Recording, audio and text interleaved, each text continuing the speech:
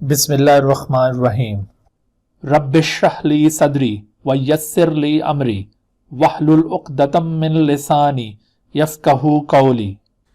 Bismillahirrahmanirrahim. Assalamu alaikum dear students. Welcome back in lecture number 2 of chapter 9 of NBF Biology 11, and the title of this chapter is Diversity Among Animals.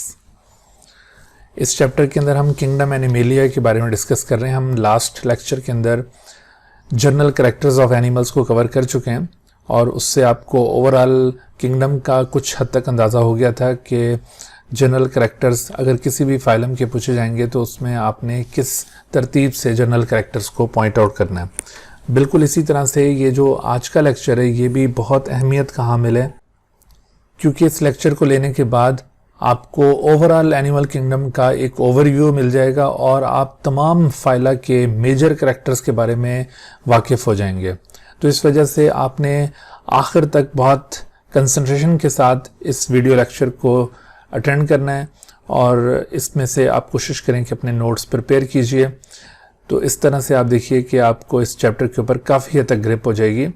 आमतौर पर student इस chapter से घबरा रहे होते हैं, लेकिन इंशाल्लाह अभी इस लेक्चर के बाद ये चैप्टर बहुत आसान हो जाएगा। तो आइए चैप्टर का बाकायदा आगाज़ करते हैं। आज का हमारा जो लेक्चर है वो बुनियादी तौर पर एक ही टॉपिक के गिर्द घूमेगा, लेकिन असल में ये टॉपिक पूरे चैप्टर का अहाता करता है और ये टॉपिक है criteria for animal classification. Criteria for animal classification.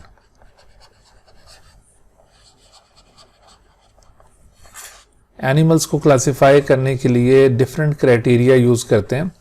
तो अभी हम एनिमल्स को डिफरेंट ग्रुप्स में क्लासिफाई करेंगे, उसमें फाइला भी आएंगे और इसके साथ साथ बाकी कुछ दूसरे नॉन टेक्निकल ग्रुप्स भी आएंगे।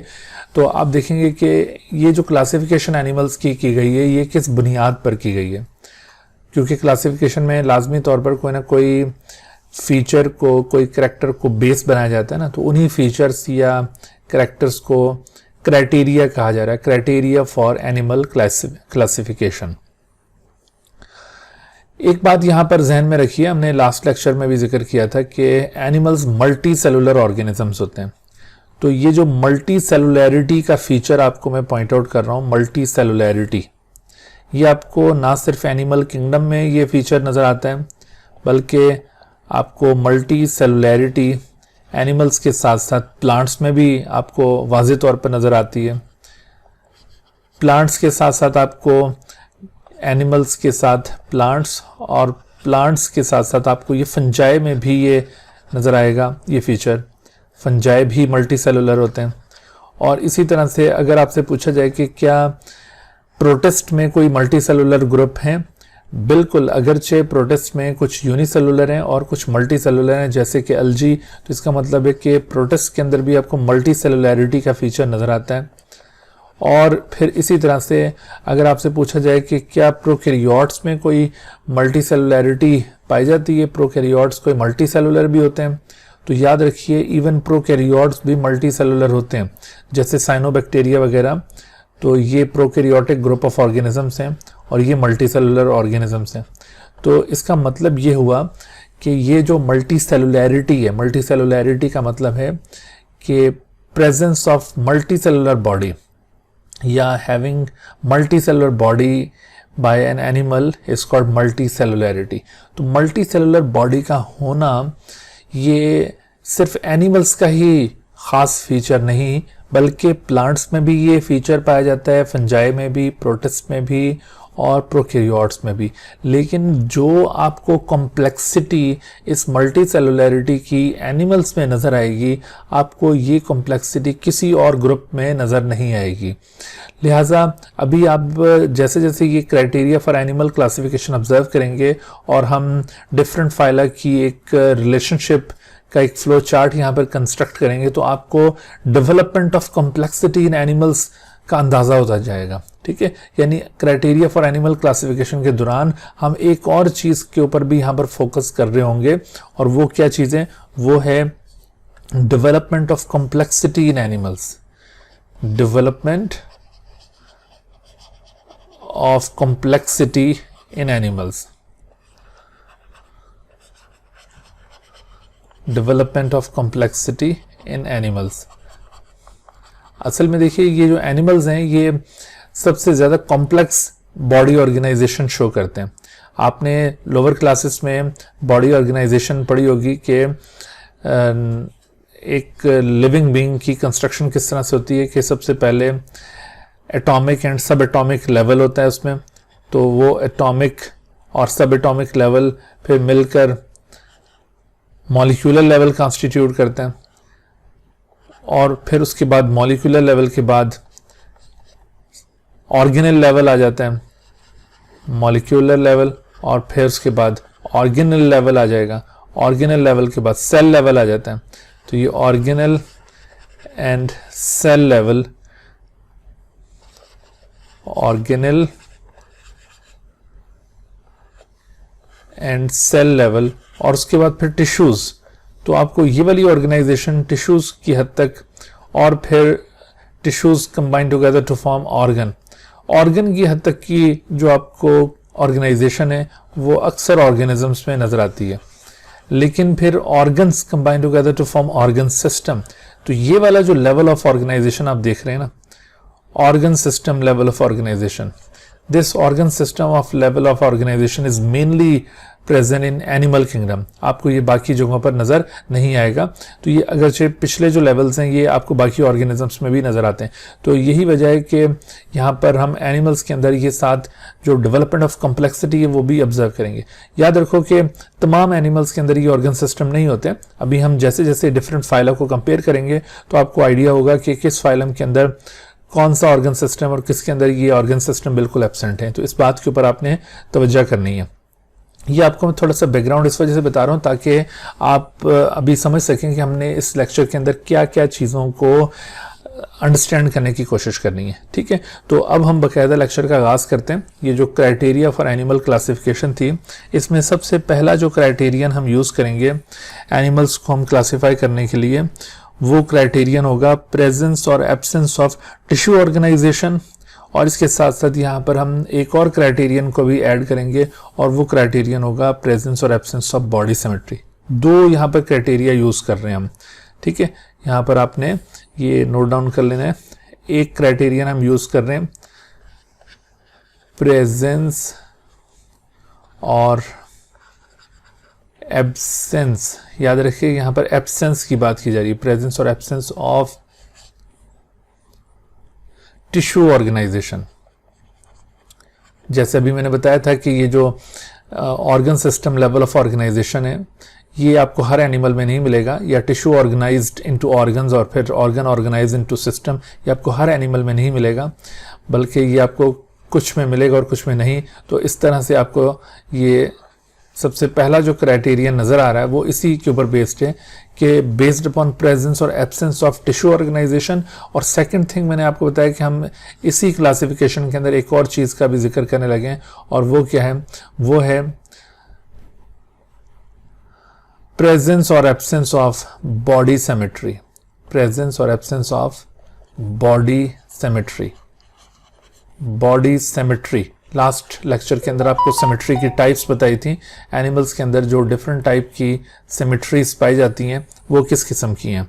तो ये प्रेजेंस और एब्सेंस ऑफ बॉडी सिमेट्री की बुनियाद के ऊपर, और इसके साथ साथ प्रेजेंस और एब्सेंस ऑफ टिश्यू ऑर्गेनाइजेशन की बेसिस के ऊपर हम एनिमल्स को क्लासीफाई करते हैं इनटू टू ग्रुप्स। देखिए एनिमल्स के ये जो दो ग्रुप्स बनाए जाते हैं, एनिमल्स के ये दो ग्रुप्स कौन कौन से हैं, तो ये सबसे पहले दो ग्रुप्स होंगे एनिमल्स के। उनमें से एक ग्रुप को नाम दिया जाएगा पैराजोआ, पैराजोआ, पैराजोआ, और दूसरे ग्रुप को कहा जाता है यूमेटाजोआ, यूमेटाजोआ। ये दो ग्रुप्स हमने किस बुनियाद के ऊपर इस्टेब्लिश किए हैं, बेस्ड अपॉन प्रेजेंस और एब्सेंस ऑफ बॉडी और टिश्यू ऑर्गेनाइजेशन, और फिर प्रेजेंस और absence of body symmetry. Parazoa और यूमेटाजोआ, यानी हम इनिशियली तमाम एनिमल्स को इन दो ग्रुप्स में क्लासीफाई कर सकते हैं। ठीक है, आपने बात को समझना है। ये जो दो ग्रुप्स हमने बनाए ना एनिमल किंगडम के, असल में एनिमल किंगडम और इस एनिमल किंगडम के ये जो दो ग्रुप्स हमने बनाए हैं, इन दोनों ग्रुप्स को सब किंगडम्स का स्टेटस दिया गया। ये दो ग्रुप्स क्या कहलाते हैं? These two groups are suppose to be sub kingdoms. आपने ये जितने भी आगे ग्रुप्स देखने हैं तो उनका टाइटल आपने जरूर याद रखना है, एमसीक्यू में ये पूछा जा सकता है। सब किंगडम्स का स्टेटस हासिल है इनको, सब किंगडम्स। तो पैराजोआ सब किंगडम और यू मेटाजोआ सब किंगडम। अब पैराजोआ और यू मेटाजोआ ये करंट क्लासिफिकेशन सिस्टम के मुताबिक है। आपको पता है जो पुरानी क्लासिफिकेशन होती थी जिसमें हम एनिमल्स को क्लासिफाई करते थे प्राइमरली इनटू टू ग्रुप्स, उनमें से एक ग्रुप होते थे प्रोटोजोआ और दूसरे ग्रुप को कहा जाता है मेटाजोआ। उसमें पहले दो ग्रुप से, प्रोटोजोआ भी उस वक्त एनिमल किंगडम का हिस्सा था क्योंकि प्रोटोजोआ यूनिसेलुलर ऑर्गेनिज्म थे, इस वजह से वहां से एनिमल किंगडम से उनको फिर निकाल दिया गया। तो अब सारे के सारे मल्टी सेलुलर यानी सारे एनिमल्स मेटाजोन्स हैं। मेटाजोन्स में फिर फर्दर आगे दो टाइप्स आ जाती हैं, एक पैराजोआ और दूसरे यू मेटाजोआ। मेटाजोआ का मतलब होता है मल्टी सेलुलर, तो जो यू मेटाजोआ है ट्रू मल्टी सेलुलर, और ये पैराजोआ ये भी अगरचे मल्टी सेलुलर हैं लेकिन ये बहुत ही इब्तिदाई दौर के यूं समझ लें एनिमल्स हैं। इनकी जो बॉडी है वो एनिमल की तरह की है तो सही लेकिन नहीं भी है, यानी इसमें कई फीचर आपको ट्रू एनिमल्स के साथ रिलेट करते हुए नहीं भी नजर आते। जैसे अनलाइक अदर एनिमल्स ये आपको सेडेंट्री या सेसाइल लाइफ गुजारते हुए नजर आएंगे, बाकी एनिमल्स बहुत मोटाइल होते हैं, तो इस वजह से ये थोड़ा सा ग्रुप यूनिक बन जाता है।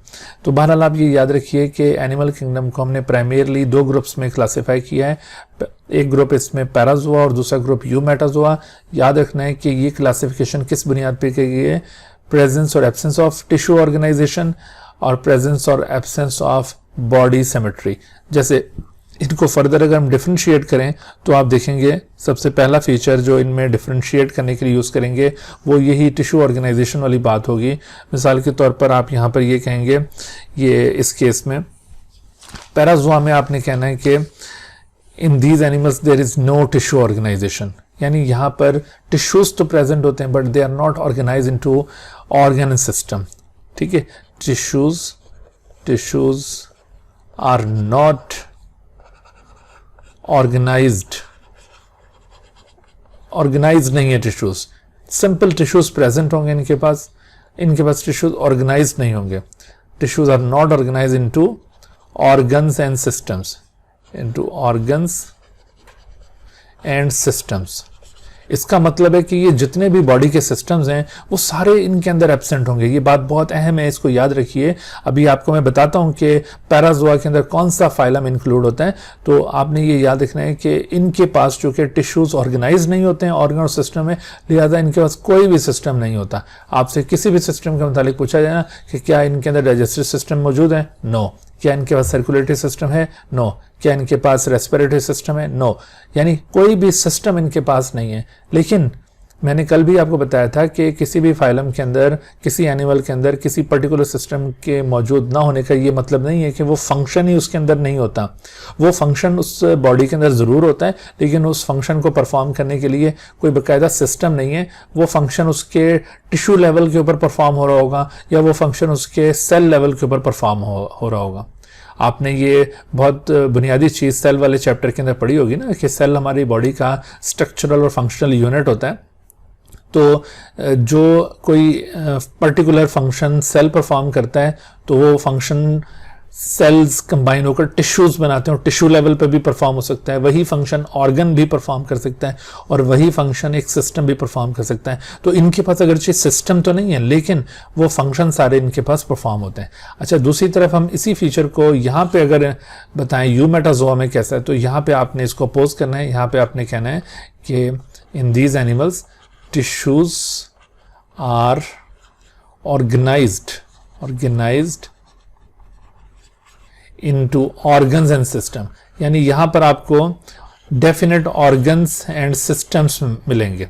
ऑर्गन्स और सिस्टम के अंदर इनके टिश्यूज ऑर्गेनाइज्ड होते हैं। तो यहां पर आपको digestive system, circulatory system, respiratory system, इस तरह के सिस्टम नजर आएंगे लेकिन पैराजोआ में नजर नहीं आएंगे। ठीक है भाई, तो आपने देखा कि प्रेजेंस और absence of body tissue organization, ये आपने इन दो ग्रुप्स को स्टैब्लिश किया और इनमें आपने इस तरह से डिफ्रेंशिएट किया। अच्छा, दूसरी यहाँ पर हम एक और बात भी पॉइंट आउट करते हैं। देखो, ये जो हमने दूसरा क्राइटेरियन यहाँ पे यूज किया था, प्रेजेंस और एब्सेंस ऑफ बॉडी सिमेट्री, तो इसकी बुनियाद पर भी यही दो ग्रुप्स बनाए जाते हैं और इन दोनों ग्रुप्स में आप डिफरेंस कैसे करेंगे बॉडी सिमेट्री की लिहाज से, तो आप कहेंगे पैराजोआ, इनकी बॉडी इर्रेगुलर होती है, they do not have body symmetry. ठीक है, बॉडी इज इर्रेगुलर, इनकी बॉडी जो है वो इर्रेगुलर शेप की है, इर्रेगुलर इन शेप, यानी आप इनकी बॉडी को क्या टू इक्वल हाफ्स में डिवाइड कर सकते हैं? आप कहेंगे no, the body of parazoans can not be divided into two equal halves, body irregular in shape है। ठीक है, इनमें सिमेट्री नहीं पाई जाती, but here in Eumetazoa you will see that the body can be divided into two equal halves. Body is regular in shape, body is regular in shape, regular होने का मतलब है कि can be divided into two equal halves. Regular होने का मतलब क्या हुआ कि it can be divided into two equal halves, into two equal halves. तो ऐसी बॉडी जो टू इक्वल हाफ्स में डिवाइड की जा सके वो सिमेट्रिकल बॉडी कहलाती है, और ऐसी बॉडी जो टू इक्वल हाफ्स में डिवाइड ना की जा सके उससे एसिमेट्रिकल बॉडी कहा जाता है। तो पैराजोआ की बॉडी एसिमेट्रिकल है, जबकि यूमेटाजोआ की बॉडी सिमेट्रिकल है। ठीक है, यहां पर भी आप ये फीचर पॉइंट आउट कर सकते हो कि body can not be divided into two equal halves parazoa में। ठीक है भाई, तो आपने ये पहले दो क्राइटेरिया नोट कर लिए। यहां पर देखो, आपसे शॉर्ट क्वेश्चन पूछा जा सकता है। वो शॉर्ट क्वेश्चन क्या होगा?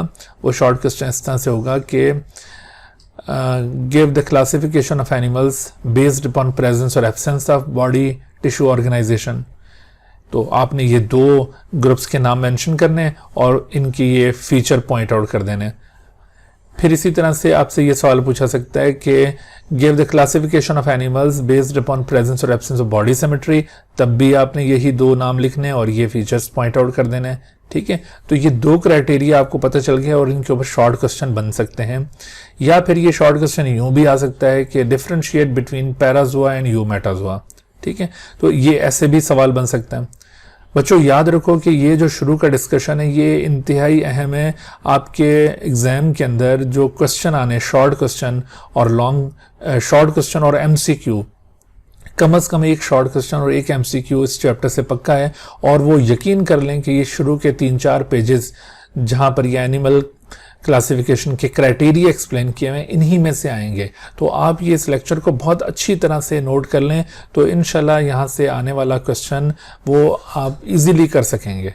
ठीक है, लॉन्ग क्वेश्चन के लिए मैं अभी आपको हिंट देता हूँ। यहाँ से लॉन्ग क्वेश्चन जो आ सकता है वो किस तरह का आएगा और आपने कैसे उसको टैकल करना है वो अभी आपको समझ में आ जाएगा। ठीक है, तो आप ये अब आगे बढ़ते जाएं।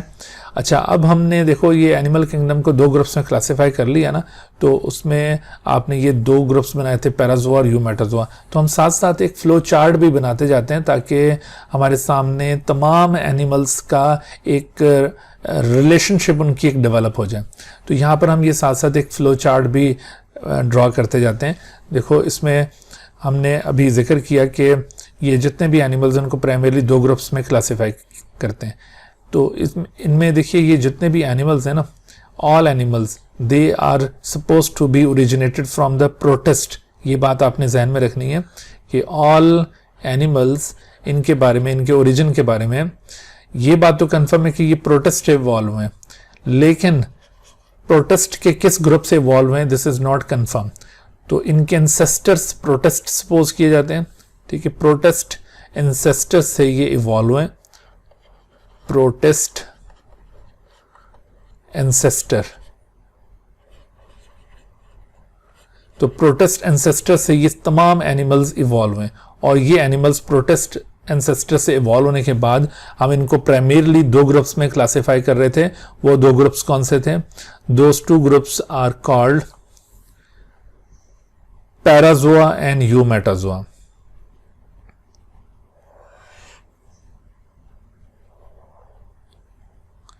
तो हमने ये दो ग्रुप्स जो बनाए यहाँ पर, उनमें से एक ग्रुप को पैराजोआ का नाम दिया, पैराजोआ, और दूसरे ग्रुप को नाम दिया यूमेटाजोआ।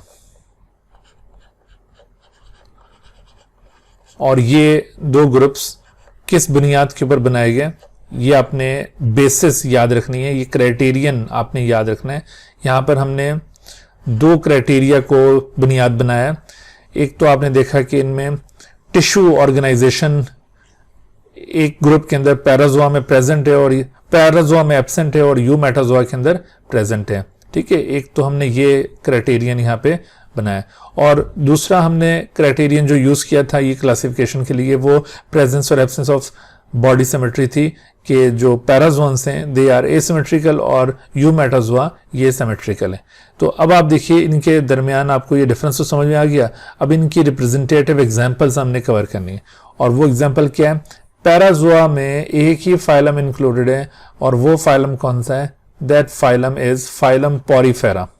ठीक है, फाइलम पोरीफेरा, पोरीफेरा ये सबसे पहला फाइलम है, फाइलम पोरीफेरा, या इनको स्पॉन्जेस भी कहा जाता है, porifera commonly known as sponges. आपने ये कॉमन नेम हर एक के याद करते जाने, कॉमन नेम हर एक के याद करने। तो पोरीफेरा, इन जिनको कॉमनली स्पॉन्जेस कहा जाता है, ये पैराजोआ से बिलोंग करते हैं, और बाकी जितने भी फाइला हैं वो सारे यूमेटाजोआ से बिलोंग करते हैं। देखो यहाँ पर एमसीक्यूज के लिहाज से ना इस तरह से एमसीक्यूज बनाए जाते हैं, जैसे all of the following animals belong to the Eumetazoa except, तो जो भी कोई पोरीफेरा का मेंबर होगा वो जाहिर है यूमेटाजोआ में प्लेस नहीं होगा, वो अलग हो जाएगा। तो इस तरह से करके, या which of the following animal belongs to the parazoa group, तो ये porifera is the only group of animal which belongs to the parazoa group. बाकी जितने भी एनिमल फाइल हैं वो सारे यूमेटाजोआ में इंक्लूड होते हैं। अब आपसे अगर पोरीफेरेंस की कोई दो कैरेक्टरिस्टिक्स लिखने को कह दिया जाए कि write down any two characteristics of the poriferans, अभी देखो आपने पोरीफेरा फाइलम स्टार्ट नहीं किया, लेकिन आप इसके दो कैरेक्टर्स बता सकते हैं, बिल्कुल यकीनन आप बता सकते हैं। और वो दो कैरेक्टर्स क्या होंगे भला? आप कहेंगे कि Porifera have irregular shaped body, यानी the body of the poriferans can not be divided into two equal halves. एक कैरेक्टर तो ये हो गया। फिर दूसरा कैरेक्टर आप यहां पे पॉइंट आउट कर सकते हैं कि poriferans do not have tissues organised into organ and systems, means कि there is no particular systems for respiration, excretion, circulation. इस तरह से ये डिफरेंट जो फंक्शंस हैं उनके लिए कोई पर्टिकुलर सिस्टम नहीं है। आप ये वाली बातें यहाँ पर पॉइंट आउट कर सकते हो, और चाहो तो आप इसको लेबोरेट भी कर सकते हो। आप यूँ अलग अलग पॉइंट बना सकते हैं कि circulatory system is absent in Porifera, digestive system is absent, तो यूँ सारे सिस्टम के नाम गिनवा के आप ये कह दो कि ये एब्सेंट है, ये एब्सेंट है, ये एब्सेंट है, और इनको कॉमनली स्पॉन्जेस कहा जाता है। अब आपने देखा कि बैठे बैठे आपको पोरीफेरा के कितने ही कैरेक्टर्स आ गए। बिल्कुल इसी तरह से अभी आपने अगर ये लेक्चर पूरा अटेंड किया तो आपको नजर आएगा कि बाकी जो फाइल हैं उनके भी आप कैरेक्टर्स यूं इजीली पॉइंट आउट कर सकते हैं। देखो आपको आगे वो जो फाइल है ना उनको रीड करके उनको रटे नहीं मारने की जरूरत पड़ेगी। आप ये यहां से ही फीचर्स निकाल कर आप वो पॉइंट आउट कर सकते हो। अगर एग्जाम में क्वेश्चन आए तो इंशाल्लाह वो आपका क्वेश्चन बिल्कुल ठीक माना जाएगा, उसमें कोई गलती नहीं होगी। तो इस वजह से मैं आपको बार बार कह रहा हूं कि ये लेक्चर बहुत ही अहम है। ठीक है भाई, उसके बाद हम आते हैं अब यूमेटाजोन्स की तरफ, और यहां पर हम एक और क्राइटेरियन यूज करेंगे क्लासिफिकेशन के लिए। तो अब ये जो क्राइटेरियन है क्लासिफिकेशन के लिए वो है, इसको हम कहते हैं नंबर ऑफ टिश्यू लेयर्स। यहाँ पर नंबर ऑफ टिश्यू लेयर्स की बुनियाद के ऊपर भी क्लासिफिकेशन होगी, और इसके अलावा एक और क्लासिफिकेशन हम यहाँ पे पॉइंट आउट करते होते हैं यूमेटाजोआ की, that is based upon type of body symmetry. चले हम पहले टाइप ऑफ बॉडी सिमेट्री के लिहाज से इसकी क्लासिफिकेशन करते हैं। टाइप ऑफ बॉडी सिमेट्री के लिहाज से हम यूमेटाजोआ को क्लासिफाई कर सकते हैं इनटू टू ग्रुप्स, और वो टू ग्रुप्स कौन से हैं इसको हम अलग से यहाँ पे पॉइंट आउट करते हैं। तो देखो based upon type of body symmetry, ये हमने तीसरा क्राइटेरियन अब यूज करना है, based upon type of body symmetry. देखो पहले मैंने लिखा था प्रेजेंस और एब्सेंस ऑफ बॉडी सिमेट्री, अब प्रेजेंस और एब्सेंस नहीं, अब टाइप ऑफ बॉडी सिमेट्री। कि जो सिमेट्रिकल एनिमल्स होंगे जिनकी बॉडी को 2 इक्वल हाफ्स में डिवाइड किया जा सकता होगा, उनकी बॉडी की ये सिमेट्री किस किस्म की है। तो इनकी बॉडी की ये जो सिमेट्री है 2 किस्म की होती है, और इस लिहाज से हम इनको 2 ग्रुप्स में क्लासिफाई कर रहे हैं। दोज 2 ग्रुप्स आर कॉल्ड, ये याद रखो ये क्लासिफिकेशन किसकी हो रही है, ये यू मेटाजोआ की हो रही है। तो अब यू मेटाजोआ जो कि ट्रू मल्टीसेलुलर एनिमल्स हैं, इनकी बॉडी के अंदर सिमेट्री भी पाई जाती है और इनकी बॉडी में टिश्यूज ऑर्गेनाइज्ड भी होते हैं। लेकिन अब ये जो यू मेटाजोआ है इसको हम फर्दर क्लासिफाई कर रहे हैं into 2 groups based upon type of body symmetry. एक ग्रुप इसमें कहलाएगा रेडिएटा, एक ग्रुप को नाम दिया जाएगा रेडिएटा, और दूसरे ग्रुप का नाम है बाइलेटेरिया। बाइलेटेरिया, ठीक है, ये 2 ग्रुप्स हमने बनाए, रेडिएटा एंड बाइलेटेरिया। तो रेडिएटा और बाइलेटेरिया में ये जो क्लासिफिकेशन की गई है यू मेटाजोआ की, ये किस बुनियाद पर है, based upon type of body symmetry. आपने ये क्राइटेरिया याद रखने हैं, ठीक है। अब इसमें देखो जो ग्रेड रेडिएटा, ये असल में ग्रेड्स कहलाते हैं, इनका टाइटल क्या है, दे आर ग्रेड्स। जैसे आपको पैराजोआ और यू मेटाजोआ सब किंगडम्स के तौर पर मुतारिफ करवाए थे, इसी तरह से आपने इनके लिए टर्म यूज करनी है ग्रेड। तो ये 2 ग्रेड्स हैं, यानी you metazoa are found in 2 different grades. कौन से 2 डिफरेंट ग्रेड्स हैं, रेडिएटा ग्रेड और इसी तरह से ग्रेड बाइलेटेरिया। अच्छा, तो ये रेडिएटा ग्रेड के जो मेंबर्स हैं, इनमें आपको जो टाइप ऑफ बॉडी सिमेट्री मिलेगी वो कौन सी है, वो है radial symmetry. Radial symmetry, radial symmetry कैसी होती है, रेडियल सिमेट्री, और फिर दूसरी तरफ ये जो बाइलेटेरिया है, इनके पास आपको बायलैटरल सिमेट्री नजर आएगी। बायलैटरल सिमेट्री, बायलैटरल सिमेट्री, और यहां पर आपको रेडियल सिमेट्री मिल रही है। Now what is difference between bilateral symmetry and radial symmetry, दोनों सिमेट्रीज में फर्क क्या है, ये हमने पिछले लेक्चर में भी इस बात का जिक्र किया था कि इन दोनों में किस तरह से आप डिफरेंशिएट करेंगे। ये देखिए, आपको ये जो फिगर नजर आ रही है, इस फिगर के अंदर आप देख सकते हैं कि इस वक्त ये जो आपको एक एनिमल बॉडी दिखाई गई है, इसको आप अगर यहाँ इस तरह से इस प्लेन में, ऐसे वर्टिकल प्लेन में इसको डिवाइड करें तो 2 इक्वल हाफ्स में इसकी बॉडी डिवाइड हो सकती है। इसी तरह से इसके बिल्कुल राइट एंगल पर अगेन एक और वर्टिकल प्लेन के जरिए अगर इसको डिवाइड किया जाए तो फिर भी इसकी बॉडी 2 इक्वल हाफ्स में डिवाइड हो सकती है। इसका मतलब ये हुआ कि अगर कोई वर्टिकल प्लेन, बशर्ते ये कि वो सेंटर से पास हो रहा हो, ठीक है, ऐसा ना हो कि बिल्कुल साइड से इसको आप पास करते हुए अज्यूम करें कि 2 इक्वल हाफ्स बनते हैं या नहीं, ऐसा नहीं, बल्कि a vertical plane which is passes through the center of the body, if it divides the body into 2 equal halves, ठीक है, और ना सिर्फ एक vertical plane बल्कि more than one vertical plane, यहां पर आप यूं कहेंगे कि more than one vertical plane which passing through the center of the body, if divide the body into 2 equal halves, such body symmetry is called radial symmetry। देखो, एक से ज्यादा वर्टिकल प्लेन अगर सेंटर से पास करते हुए बॉडी को 2 equal half में डिवाइड करेंगे तो ये बॉडी सिमेट्री रेडियल सिमेट्री कहलाएगी। रेडिएटर के मेंबर सारे इस किस्म के होते हैं। और दूसरी तरफ ये जो बायलैटरल सिमेट्री होती है, ये कैसी सिमेट्री है कि इसमें आप देखिए कि सिर्फ एक सिंगल प्लेन से आपको ये एनिमल 2 इक्वल हाफ्स में डिवाइड होता हुआ नजर आ रहा है, और वो कौन सा है, वो ये वाला प्लेन है। आप देख रहे हैं कि ये मीडियन प्लेन या ये भी एक वर्टिकल प्लेन है। तो इस वर्टिकल प्लेन के जरिए या मीडियन प्लेन के जरिए अगर हम along the length of the body इसको डिवाइड करें तो 2 इक्वल हाफ्स पॉसिबल है। अदरवाइज अगर आप ये ट्रांसवर्स प्लेन के जरिए डिवाइड करें तो 2 इक्वल हाफ्स पॉसिबल नहीं है। इसी तरह से आप अगर किसी और, ये जैसे आपको यहाँ पर फ्रंटल प्लेन नजर आ रहा है जिसमें बॉडी ये डॉर्सल और वेंट्रल साइड पर यूं डिवाइड हो रही है, तो इससे भी 2 इक्वल हाफ्स पॉसिबल नहीं है। तो इस तरह से बॉडी सिर्फ अगर सिंगल प्लेन से 2 इक्वल हाफ्स में डिवाइड हो सकती हो तो ऐसे बॉडी सिमेट्री को बायलैटरल सिमेट्री कहते हैं। और अगर बॉडी एक से ज्यादा प्लेन के जरिए जो कि सेंटर से पास कर रहे हैं बॉडी 2 इक्वल हाफ्स में डिवाइड हो सकती है तो ये रेडियल सिमेट्री कहलाएगी। ठीक है जी। तो ये रेडिएटा और बाइलेटेरिया में आपसे डिफरेंस भी पूछा जा सकता है और ये क्लासिफिकेशन भी पूछी जा सकती है कि give the type of classification of animals based upon type of body symmetry. तो ये हमने तीसरा क्राइटेरियन यूज किया। अच्छा, इसी जगह पर हम यहाँ पर एक और क्राइटेरियन को भी पॉइंट आउट कर सकते हैं। अब वो क्राइटेरियन क्या है?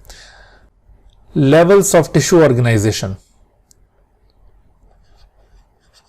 लेवल्स या degree of tissue organisation, degree of tissue organisation.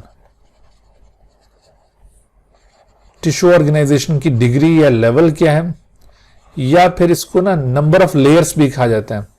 Embryonic germ layers, based upon number of embryonic germ layers, based upon number of embryonic germ layers. Embryonic germ layers कहते हैं एक्टोडर्म, मेसोडर्म और endoderm को। तो इन embryonic germ layers के numbers की बुनियाद पर, या फिर ये इसी क्राइटेरियन को लेवल या डिग्री ऑफ टिश्यू ऑर्गेनाइजेशन भी कहा जा सकता है।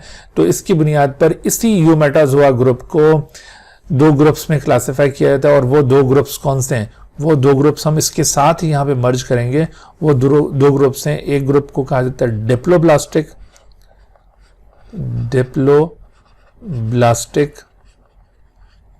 ये जो रेडिएटा के मेंबर्स हैं ये एक्चुअली डिप्लोब्लास्टिक हैं, और जबकि बाइलेटेरिया के मेंबर्स ट्रिप्लोब्लास्टिक हैं। ट्रिप्लोब्लास्टिक। तो डिप्लोब्लास्टिक और ट्रिप्लोब्लास्टिक ये टू ग्रुप ऑफ ऑर्गेनिजम्स हैं, टू ग्रुप ऑफ एनिमल्स हैं, बेस्ड अपॉन लेवल और डिग्री ऑफ टिश्यू ऑर्गेनाइजेशन या based upon number of embryonic germ layers. जब आपसे ये लेवल या डिग्री ऑफ टिश्यू ऑर्गेनाइजेशन या नंबर ऑफ लेयर्स की बुनियाद पर क्लासिफिकेशन पूछी जाए तो फिर आपने ये वाली टर्म्स यूज करनी है, डिप्लोब्लास्टिक और ट्रिप्लोब्लास्टिक। हम ये दोनों को इकट्ठा क्यों कर रहे हैं? असल में ये दोनों के दरमियान रिलेशनशिप्स हैं और हमें वो रिलेशनशिप को यहाँ पे स्टैब्लिश करना है। तो रेडिएटा के मेंबर्स एक्चुअली डिप्लोब्लास्टिक होते हैं और बाइलेटेरिया के मेंबर्स ट्रिप्लोब्लास्टिक होते हैं। या दूसरे लफ्जों में आप कहेंगे कि डिप्लोब्लास्टिक एनिमल्स असल में रेडियल सिमेट्री शो करते हैं और ट्रिप्लोब्लास्टिक एनिमल्स दरअसल बायलैटरल सिमेट्री शो करते हैं। लेकिन असल डिफरेंस हम यहाँ पर डिप्लोब्लास्टिक और ट्रिप्लोब्लास्टिक में जो शो करेंगे वो ये जो क्राइटेरियन हमने यहाँ पे बनाया उसकी बुनियाद पर करेंगे, यानी लेवल और डिग्री ऑफ टिश्यू ऑर्गेनाइजेशन। जैसे मिसाल के तौर पर आप देखिए, ये जो डिप्लोब्लास्टिक एनिमल्स होते हैं इनके पास बॉडी वॉल के अंदर दो लेयर्स होती हैं। ठीक है, they have two layers in their body wall, two layers in their body wall. इनके बॉडी वॉल के अंदर टू लेयर्स आपको मिलेंगी। और वो टू लेयर्स कौन सी हैं? टू लेयर्स हैं, उनमें से एक को कहते हैं एक्टोडर्म, एक्टोडर्म, और दूसरी है एंडोडर्म। दरमियान वाली लेयर यहां पे नहीं है, एंडोडर्म। वो जो दरमियान वाली लेयर है ना वो है दरअसल मिजोग्लिया। अभी आपको पॉइंट आउट करते हैं। तो they have two layers in their body wall, ectoderm and endoderm. जबकि यहां पर आपने क्या पॉइंट आउट करना है कि they have three layers, they have three layers in body wall. इनकी बॉडी वॉल के अंदर आपको थ्री लेयर्स नजर आएंगी। और वो थ्री लेयर्स कौन सी हैं? मिसाल के तौर पर एक तो आउटर मोस्ट एक्टोडर्म बन गई और एक इनर मोस्ट एंडोडर्म है, लेकिन दरमियान में यहां पर मीजोडर्म भी प्रेजेंट है, मीजोडर्म जो कि वहां एब्सेंट थी। और फिर ये inner endoderm.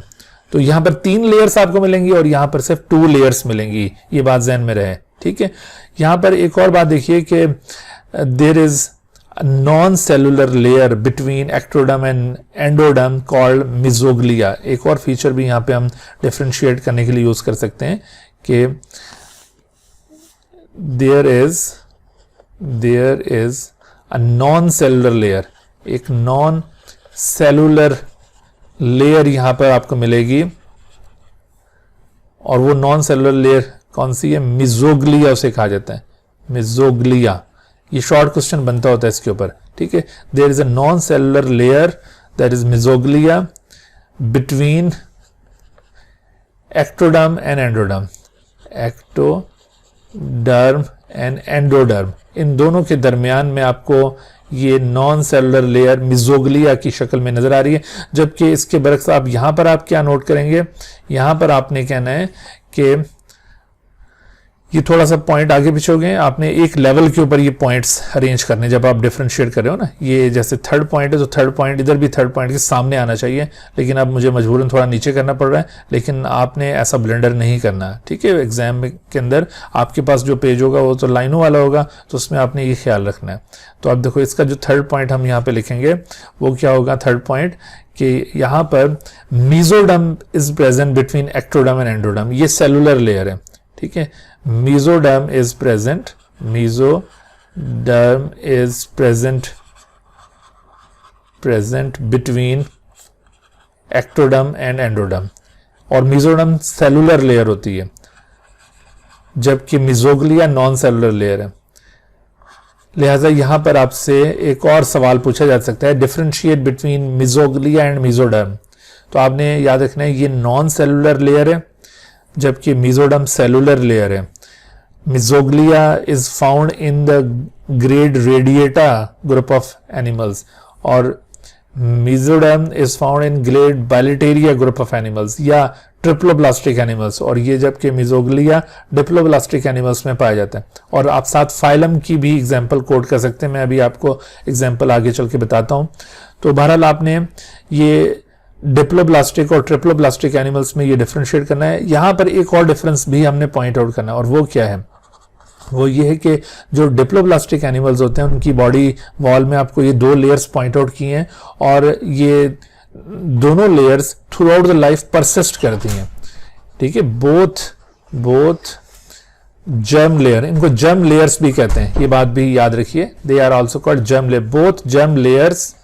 Both germ layers persist throughout the life, ये इनकी लाइफ में throughout the life ये आपको नजर आएंगे, throughout the life। ऐसा नहीं है कि ये एम्ब्रियोनिक लाइफ में ये जर्म लेयर्स प्रेजेंट हो और बाद में डिसअपीयर हो जाएं, ये आपको थ्रू आउट द लाइफ नजर आएंगी। लेकिन बाइलेटेरिया इसके बरक्स ये क्या करते हैं कि इनकी ये जो जर्म लेयर्स हैं एम्ब्रियोनिक लाइफ में तो आपको नजर आएंगी, मिजोडर्म, एक्टोडर्म, एंडोडर्म, ये वाजे तौर पर आपको एम्ब्रियोनिक लाइफ में नजर आएंगी। बट इन लेटर डेवलपमेंट जब एम्ब्रियो फर्दर ग्रो करता है और एडल्ट स्टेज में पहुंचता है, तो in adult stage these mesoderm, ectoderm and endoderm are transform into different organ system, ठीक है। ये इन एडल्ट स्टेज आप यहां पर पॉइंट आउट करेंगे कि इन एडल्ट स्टेज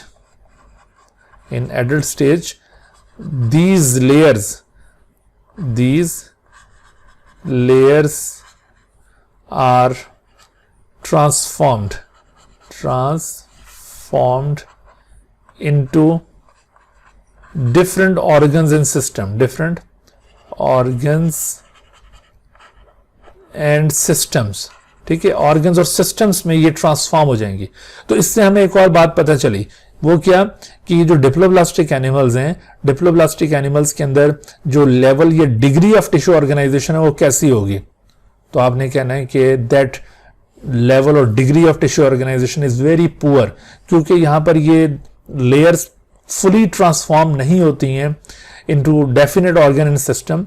अगरचे इनके अंदर कुछ ऑर्गन्स स्टैब्लिश हो जाते हैं, कुछ सिस्टम्स भी स्टैब्लिश होते हैं, but these layers are not fully transform into organ system, therefore these layers persist throughout the life. लेकिन यहां पर ये लेयर्स चूंकि फुली ट्रांसफॉर्म हो गई, तो यहां पर ऑर्गन और सिस्टम लेवल ऑफ ऑर्गेनाइजेशन ज्यादा स्ट्रांग है, ठीक है। तो आपने ये फीचर भी यहां पे बना लेना है।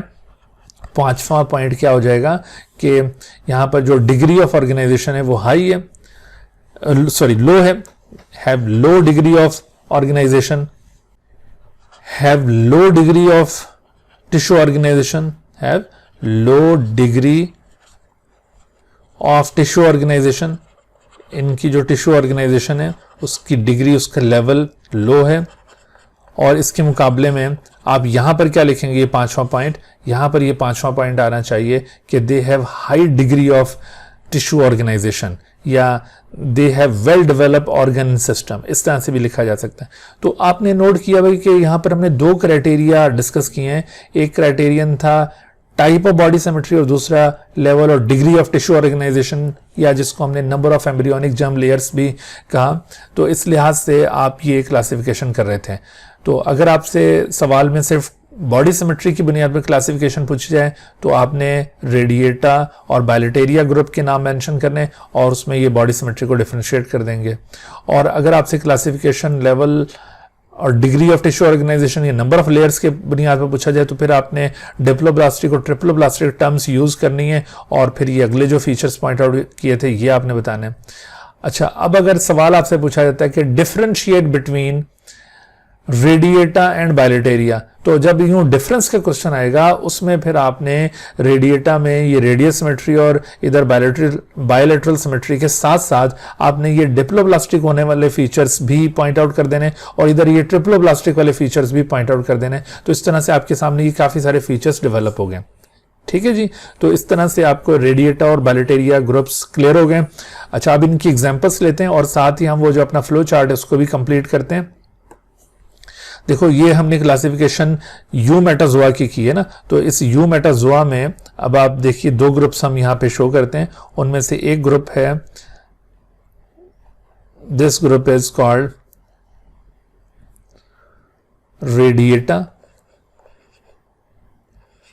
रेडिएटा और दूसरा ग्रुप यहां पे हमने बनाया, हम आहिस्ता आहिस्ता ना ऊपर की तरफ लेते जाएंगे। ये थोड़ा सा फ्लो चार्ट को मैं और ज़्यादा बेहतर बना दूं, ये आपने आहिस्ता आहिस्ता इसको ऊपर की तरफ लेकर जाना है। ये देखिए यहाँ पर इस तरह से ये यू मेटाजोआ को थोड़ा सा ऊंचा दिखाएंगे और पैराजोआ को थोड़ा नीचा। उसकी वजह क्या है? उसकी वजह ये है कि हम यहाँ पर डेवलपमेंट ऑफ कॉम्प्लेक्सिटी को चूंकि शो कर रहे हैं, तो पैराजोआ चूंकि लेस कॉम्प्लेक्स ऑर्गेनिज्म से उनको हम नीचे शो करेंगे और जैसे जैसे रफ्ता रफ्ता मोर कॉम्प्लेक्स ऑर्गेनिज्म आते जाएंगे उनको हम ऊपर प्लेस करते जाएंगे। तो इस वजह से ये यू मेटाजोआ को थोड़ा सा ऊंचा दिखाना जरूरी है।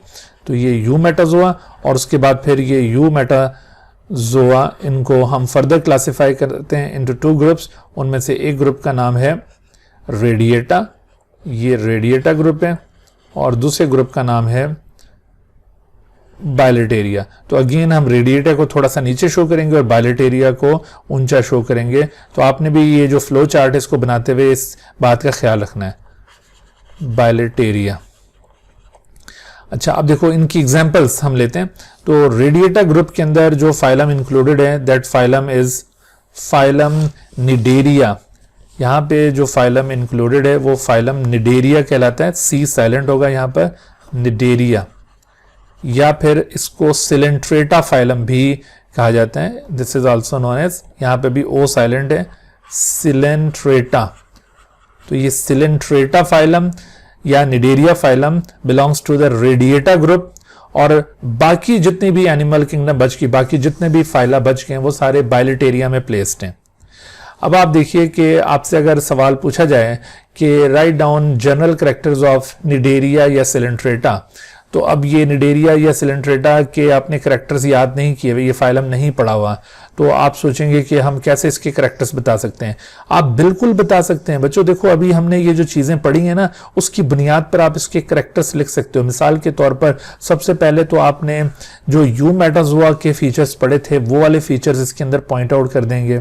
ठीक है, अभी हमने जो पहली क्लासिफिकेशन देखी थी पैराजोआ और यू मेटाजोआ में हमने डिफरेंशिएट किया था कि आपने कहना है कि निडेरियंस हैव रेगुलर बॉडी, यानी their body can be divided into two equal halves. ठीक है, और दूसरा फिर आप बताएंगे कि they have organization of tissues into organ and system. ये हमने पहली क्लासिफिकेशन में ये 2 पॉइंट लिए थे ना, तो ये 2 पॉइंट जाहिर इनमें बताए जा सकते हैं। फिर आप इसको फर्दर एक्सप्लेन करते हुए कहेंगे कि their body symmetry is radial, यानी इनकी बॉडी को 2 इक्वल हाफ्स में डिवाइड किया जा सकता है फ्रॉम मोर देन 1 प्लेन। तो ये फर्दर आप इसके बारे में एक्सप्लेन करेंगे। यानी रेडिएटा के जितने भी अब पॉइंट्स हैं वो सारे इनके बारे में ट्रू हैं। फिर आप फर्दर बता सकते हैं कि these animals are diploblastic, that is they have 2 layers in their body wall। उनको आप एक्सप्लेन करें कि एक लेयर को एक्टोडर्म, दूसरी को एंडोडर्म कहा जाता है, और इनकी 2 लेयर्स की तरह मिजोगलिया प्रेजेंट है। ठीक है, और इनके पास वेरी वेल टिश्यू ऑर्गेनाइजेशन तो होती है, but that tissue organization is poor, those tissues are not very well organize into organ system. इनकी दोनों लेयर्स ये throughout the life persist करती हैं। अभी मैंने जितने भी फीचर्स आपको रेडिएटा के मुतालिक बताए थे वो सारे इनके बारे में ट्रू हैं। यूं ये सारी कहानी आप लिखें तो देखो ये आपके जनरल करेक्टर्स ऑफ निडेरिया या सिलेंट्रेटा का अगर सवाल आता है और ये सारे आपने फीचर लिख दिए हैं तो इनमें एक भी फीचर इनके मुतालिक गलत नहीं है और एग्जामिनर आपको इसके ऊपर पूरे मार्क्स देगा। ये बात आप ज़हन नशीन कर लें, ठीक है। तो ये आपने इसी तरह से आगे भी इस अभी बाकी फाइला को भी कंपेयर करना है। अब आपको एहसास हो रहा है कि देखो ये जो लेक्चर ही कितना अहम है, अगर आप इस लेक्चर को अच्छी तरह से कवर कर लें तो इंशाल्लाह आप ये इजीली ये जितने भी फाइला हैं उनके जनरल करेक्टर्स लिख सकेंगे, सही। अब बाकी सारी एनिमल किंगडम ये बायोलेटेरिया में इंक्लूडेड है। अच्छा, यहाँ पर हम आगे जाने से पहले ये बायोलेटेरिया में जो फर्दर क्लासिफिकेशन हम करेंगे आगे, उससे पहले हम एक और चीज़ के ऊपर ज़रा डिस्कस कर लें। अभी मैंने आपको जो डिफरेंस यहाँ पे एक्सप्लेन किया था डिप्लोब्लास्टिक और ट्रिप्लोब्लास्टिक का, उसमें हमने जिक्र किया कि डिप्लोब्लास्टिक एनिमल्स की ये जो दोनों लेयर्स होती हैं ये throughout the life persist करती हैं, लेकिन ट्रिप्लोब्लास्टिक एनिमल्स के अंदर ये तीनों जर्म लेयर्स ट्रांसफॉर्म हो जाती हैं into different organ and system. लिहाजा यहाँ पर इन तीनों लेयर्स की फेट का आपको पता होना चाहिए। ये आपसे सवाल पूछा जा सकता है कि what is the fate of ectoderm. Fate से यहाँ पे मुराद क्या है? फेट से मुराद है कि in later development which type of organ system will be develop from ectoderm या मीजोडम या एंडोडम। तो यहाँ पर हमें ना फेट का पता होना चाहिए। तो fate of embryonic germ layers ये हम यहाँ पे ऐड करेंगे। Fate of embryonic germ layers in triploblastic animals. हम ये यहाँ पर जो ट्रिप्लोब्लास्टिक एनिमल्स हैं उनके पॉइंट ऑफ व्यू से ये बात करने लगे। तो इन ट्रिप्लोब्लास्टिक एनिमल्स इनकी फेट क्या होगी? तो आपने इसमें ये फेट के अंदर ये बयान करना है। सबसे पहले हम यहाँ पर एनलिस्ट करते हैं एक्टोडर्म को, एक्टोडर्म। और एक्टोडर्म से कौन से ऑर्गन और सिस्टम डेवलप होंगे इन लेटर डेवलपमेंट, तो इसमें आपने नाम लेना है एक्टोडर्म से ओरिजिनेट होने वाले ऑर्गन और सिस्टम्स का। तो उसमें नंबर 1 आ जाएगा डर्मल या इंटेगुमेंट्री सिस्टम। डर्मल या इंटेगुमेंट्री सिस्टम, इंटेगुमेंट्री ये स्किन सिस्टम को कहते हैं, इंटेगुमेंट्री सिस्टम। दूसरा आ जाएगा नर्वस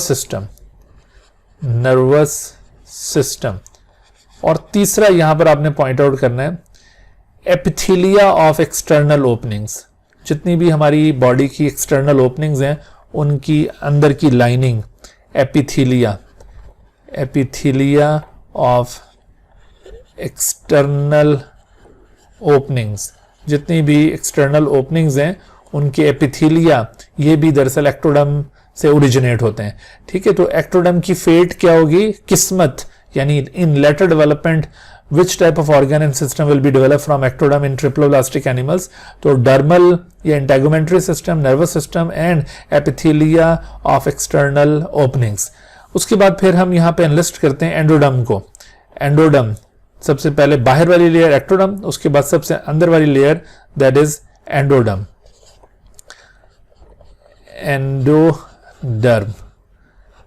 एंडोडर्म से ओरिजिनेट होने वाले ऑर्गन और सिस्टम्स में सरे फहरिस्त है डाइजेस्टिव ट्रैक्ट, ठीक है, डाइजेस्टिव सिस्टम। और इसके साथ साथ जो एक्सेसरी ऑर्गन्स डाइजेस्टिव सिस्टम के साथ एसोसिएटेड हैं, digestive system and accessory digestive organs. Accessory digestive organs कौन से ऑर्गन्स होते हैं? जैसे लिवर, पैंक्रियाज वगैरह। तो एक्सेसरी डाइजेस्टिव ऑर्गन्स, तो ये एक्सेसरी डाइजेस्टिव ऑर्गन्स ये भी एंडोडर्म से ओरिजिनेट होते हैं। उसके बाद फिर respiratory system, it is also endodermal in origin, respiratory system. अच्छा, ये सिस्टम से जो एंडोडर्म से ओरिजिनेट हो रहे थे, उसके बाद बाकी जितने भी सिस्टम्स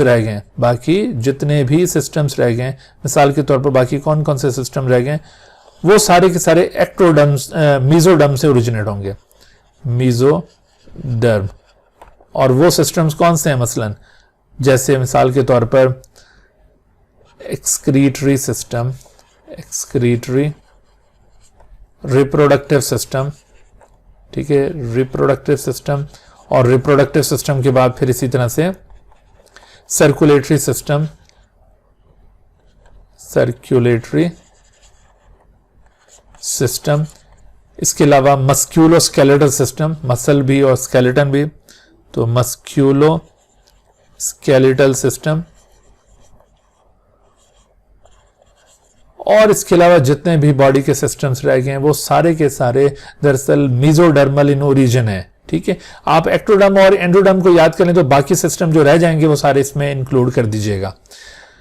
तो यहां पर भी देखो शॉर्ट क्वेश्चन बन सकते हैं आपसे कि what do you know about the fate of ectoderm या एंडोडर्म या मेसोडर्म, या what type of organs and organ systems have been developed from ectoderm in later development, या फ्रॉम एंडोडर्म या फिर मेसोडर्म। इस तरह के सवाल यहां से बन सकते हैं, ठीक है भाई। तो ये आपने एनिमल क्राइटेरिया कुछ देख लिए।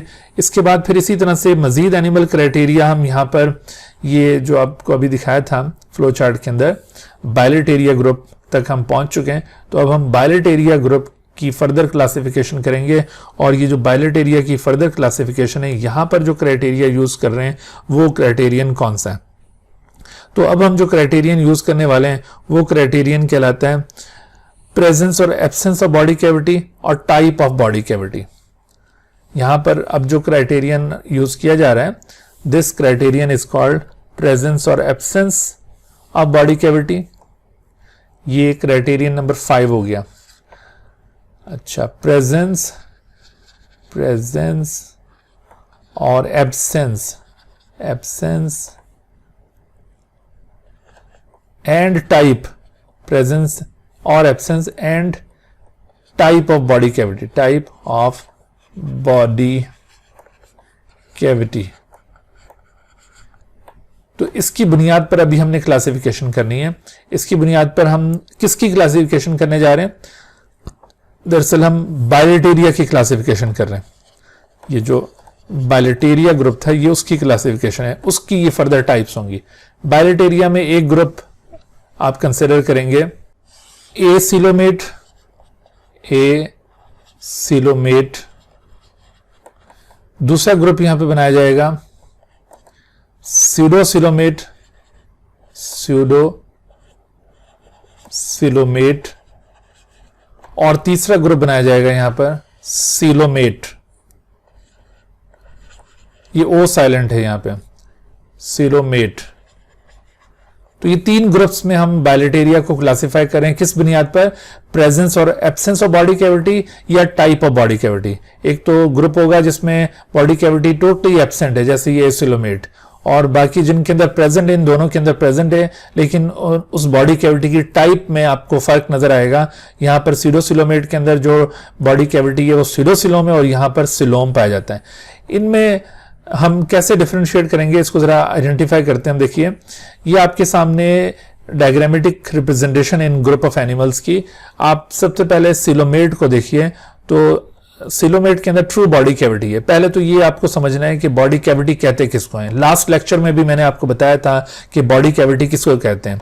देखो, बॉडी कैविटी दरअसल आउटर बॉडी वॉल, जैसे ये एक्टोडर्म आउटर बॉडी वॉल की रिप्रेजेंटेटिव है, और इनर ऑर्गन्स जैसे ये एंडोडर्म जो कि डाइजेस्टिव ट्रैक्ट को रिप्रेजेंट कर रहा है, या फिर ये इसी तरह से जो मेसोडर्म होता है ना, तो मेसोडर्म से डिफरेंट ऑर्गन और सिस्टम फॉर्म होते हैं।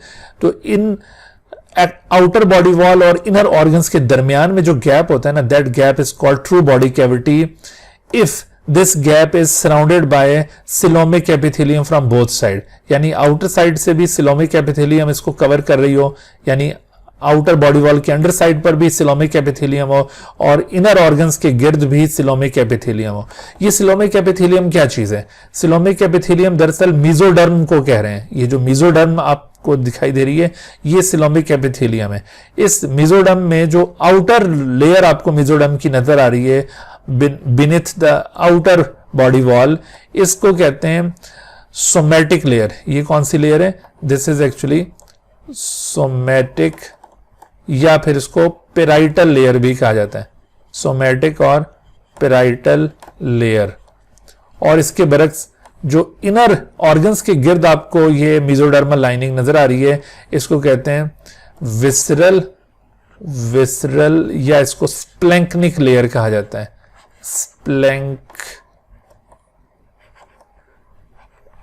स्प्लैंक्निक लेयर, ठीक है, स्प्लैंक्निक लेयर या विसरल लेयर। तो ये स्प्लैंक्निक लेयर कौन सी है? इनर ऑर्गन्स के गिर्द, और ये सोमैटिक लेयर ये आउटर बॉडी वॉल के अंडर साइड पर प्रेजेंट है। और both of them are collectively called coelomic epithelium. इन दोनों के लिए टर्म यूज की जाती है सिलोमिक एपिथेलियम। तो ये सिलोमिक एपिथेलिया की दो टाइप्स हैं, और इनफैक्ट ये दोनों मेसोडर्म है, बेसिकली ये मेसोडर्म है।